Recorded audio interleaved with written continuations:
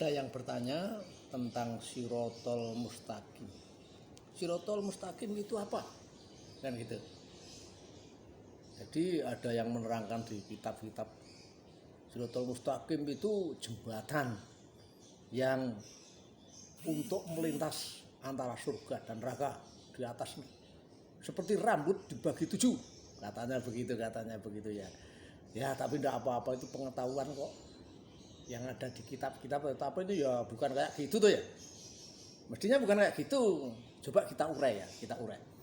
Sirotol Mustaqim atau Sirot Mustaqim. Sirot itu jalan ya.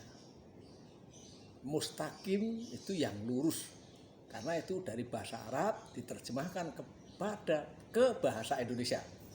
Sirotol Mustaqim itu jalan yang lurus, yang dihubung-hubungkan antara manusia dengan Tuhan, dengan sesembahannya. Jalan yang lurus itu adalah jalan ketulusan antara peribadatan manusia dengan Tuhannya. Makanya disebut ibadah. Ibadah itu semua perbuatan, af'al, semua perbuatan yang menuju kepada kebaikan. Nah, yang disandarkan kepada ketuhanan. Jadi ibadah itu seperti itu ya.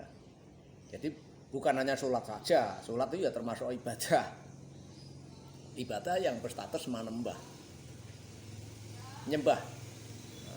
kepada Tuhannya. Tetapi kalau membantu misalnya untuk kebaikan-kebaikan, untuk sosial-sosial, itu namanya ibadah. Ya, abdun. Jadi semua perbuatan, semua af'al ini disandarkan kepada ketuhanan, kepada Allah. Itu namanya ibadah ya.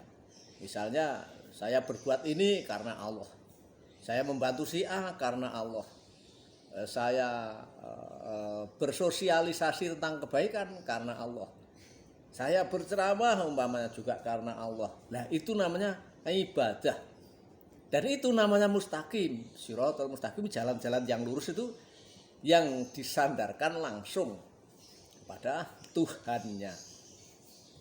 Jadi bukan hanya jembatan yang dibagi 7 di atas neraka, kalau jegur cemplung langsung gosong masuk neraka, ya bukan itu ya, bukan itu. Tapi tidak apa-apa berpendapat itu pendapat orang terdahulu kok.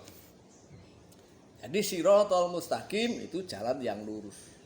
Kalau kita misalnya menghadap pohon beringin besar, ada dupanya, pakai dupa ya, kebul misalnya begitu, duduk bersila, jangan tergesa-gesa, itu dikatakan salah. dilihat dulu.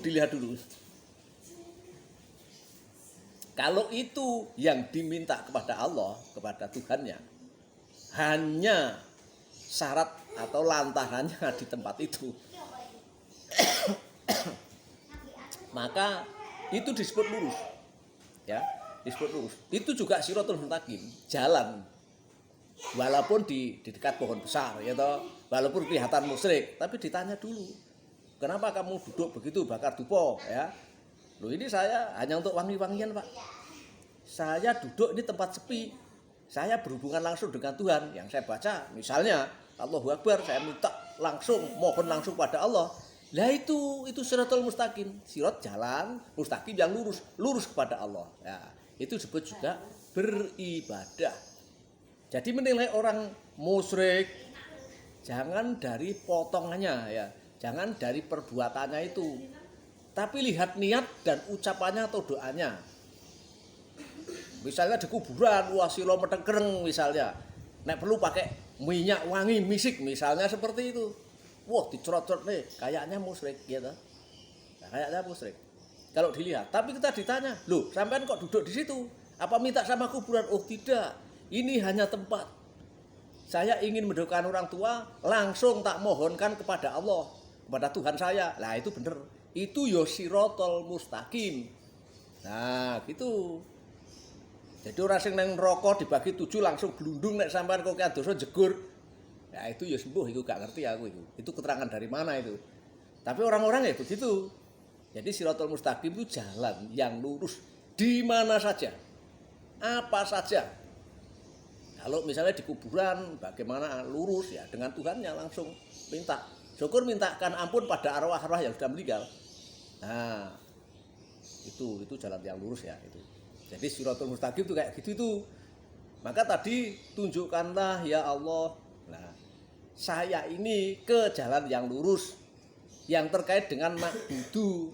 Jogete Mas Petrus mau gitu, nakbudu dan nasta'in. Peribadatan dan pertolongan. Nah, itu. Jadi kalau misalnya nunggu nanti sampean mau masuk ke neraka atau ke surga agek lewat Shirathul Mustaqim wis telat, sampean kadung mati, kadung ora oleh biji.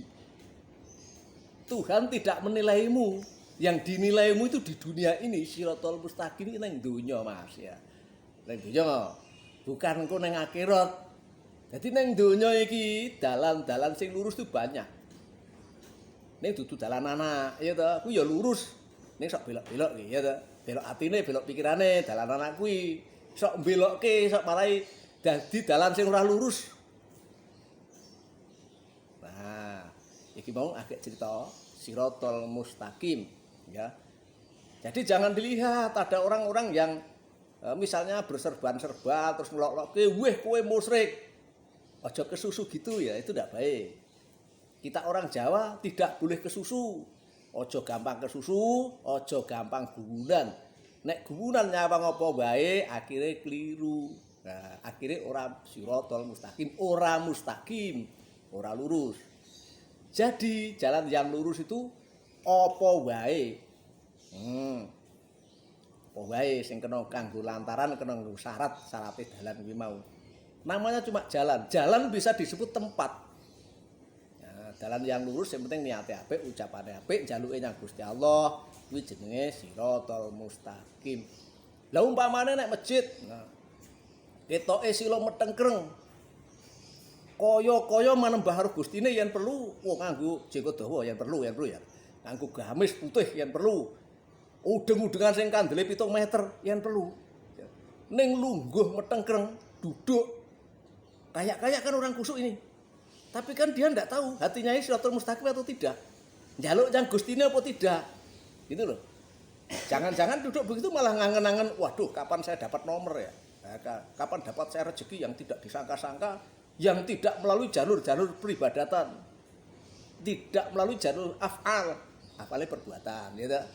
Moro-moro ngangen-angen, wah wiritan, wah yang banyak gue tebuk ketiban duit. Nah, ngono ki ora lurus, tidak lurus. Walaupun ada wali-wali yang mendatangkan begitu nek diizini Gusti Allah gedebuk, ning tetep enak sing dikongkon, mbuh jin, mbuh sapa. Ada. Ya 1-2 ya, 1-2. Jadi Shirathul Mustaqim itu keterangannya kayak gitu. Gampang banget. Ora gur nunggu mati, mlaku nang rambut pinara 7, teko kono nek akeh luput jeblak-jebluk tiba, enak sing brangkang-brangkang. Kayaknya ora usah dikatekke. Yes iya ngono wae wis. Tetapi itu bukan sebuah kajian ya. Kajian Shirathul Mustaqim dalam yang lurus itu sesuatu perbuatan peribadatan dan juga permohonan atau nasta'in tadi yang langsung kepada Allah. Adapun tempatnya di kuburan ya boleh. Yang penting orang idak-idak mayite Mas ya. Terus juga di tempat gua ya boleh. Nah, Kanjeng Nabi biyen ya nek gua. Ya kira-kira apa niru wong Jawa mbuh aku ya ora ngerti, jelas ya. Oleh wahyu ana gua. Nah, juga di tempat-tempat pegunungan yang tinggi, di pinggir laut dan lain sebagainya. Bukan tempat sepi-sepi itu. Nah, udah keterangannya begitu saja. Adapun hal lain nanti bisa dipertanyakan lagi, nggih, monggo.